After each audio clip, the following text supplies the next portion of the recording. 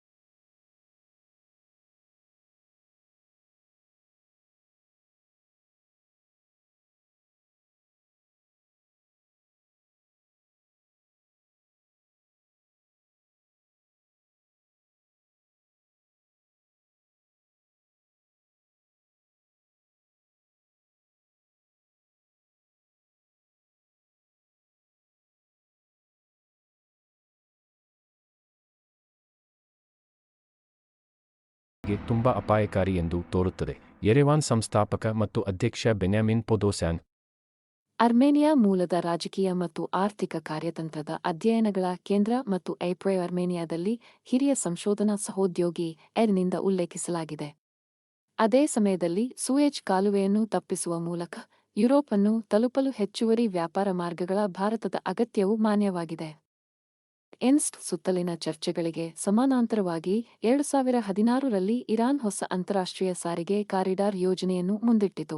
Persian Gulf black C ಇದು Iran ಅನ್ನು ಯುರೋಪ್ನೊಂದಿಗೆ ದಕ್ಷಿಣ Caucasus ಮೂಲಕ ಸಂಪರ್ಕಿಸುತ್ತದೆ. ಅರ್ಮೇನಿಯಾ ಮೂಲದ ರಾಜಕೀಯ ಮತ್ತು ಆರ್ಥಿಕ ಕಾರ್ಯತಂತ್ರದ ಅಧ್ಯಯನಗಳ ಕೇಂದ್ರ ಮತ್ತು ಐಪ್ರೊ ಅರ್ಮೇನಿಯಾದಲ್ಲಿ ಹಿರಿಯ ಸಂಶೋಧನಾ ಸಹೋದ್ಯೋಗಿ ನಿಂದ ಉಲ್ಲೇಖಿಸಲಾಗಿದೆ.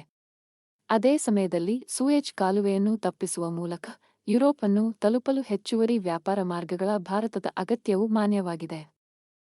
ಎನ್ಸ್ಟ್ ಸುತ್ತಲಿನ ಚರ್ಚೆಗಳಿಗೆ ಸಮಾನಾಂತರವಾಗಿ 2016ರಲ್ಲಿ ಇರಾನ್ ಹೊಸ ಅಂತಾರಾಷ್ಟ್ರೀಯ ಸಾರಿಗೆ ಕಾರಿಡಾರ್ ಯೋಜನೆಯನ್ನು ಮುಂದಿಟ್ಟಿತು.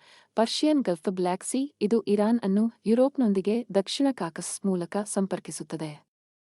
ಕೋವಿಡ್ ಸಾಂಕ್ರಾಮಿಕ ಸಮಯದಲ್ಲಿ ಮಾತುಕತೆಗಳನ್ನು ವಿರಾಮಗೊಳಿಸಲಾಯಿತು. ಆದರೆ ಯೋಜನೆಯ ಎಲ್ಲಾ ಸಂಭಾವ್ಯ ಭಾಗವಹಿಸುವವರು Iran, Armenia, Georgia, Azerbaijan, Bulgaria ಮತ್ತು ಗ್ರೀಸ್ ಭಾಗವಹಿಸಲು ತಮ್ಮ ಆಸಕ್ತಿಯನ್ನು ವ್ಯಕ್ತಪಡಿಸಿದ್ದಾರೆ, ಅವರು ಹೇಳಿದರು. ಎನ್ಸ್ಟ್ ಮೂಲಕ ರಷ್ಯಾದೊಂದಿಗೆ ಭಾರತದ ವ್ಯಾಪಾರವು ನಂತರ ಬೆಳೆದಿದೆ. ರಷ್ಯಾ-ಉಕ್ರೇನ್ ಯುದ್ಧದ ಪ್ರಾರಂಭ ಆದಾಗ್ಯೂ ಅಜೆರ್ಬೈಜಾನ್ ಎನ್ಸ್ಟ್ ಯ ಪ್ರಮುಖ ಭಾಗವಾಗಿದೆ. ಇದು ಮುಂಬೈಯನ್ನು ಇರಾನ್ ಮತ್ತು ಕ್ಯಾಸ್ಪಿಯನ್ ಸಮುದ್ರದ ಮೂಲಕ ರಷ್ಯಾದೊಂದಿಗೆ ಸಂಪರ್ಕಿಸುತ್ತದೆ. ಇದು BHI ಕನ್ನಡ ವಾಹಿನಿ. ದಯವಿಟ್ಟು ಲೈಕ್ ಮಾಡಿ ಮತ್ತು ಚಂದಾದಾರರಾಗಿ. ಎಲ್ಲರಿಗೂ ಧನ್ಯವಾದಗಳು.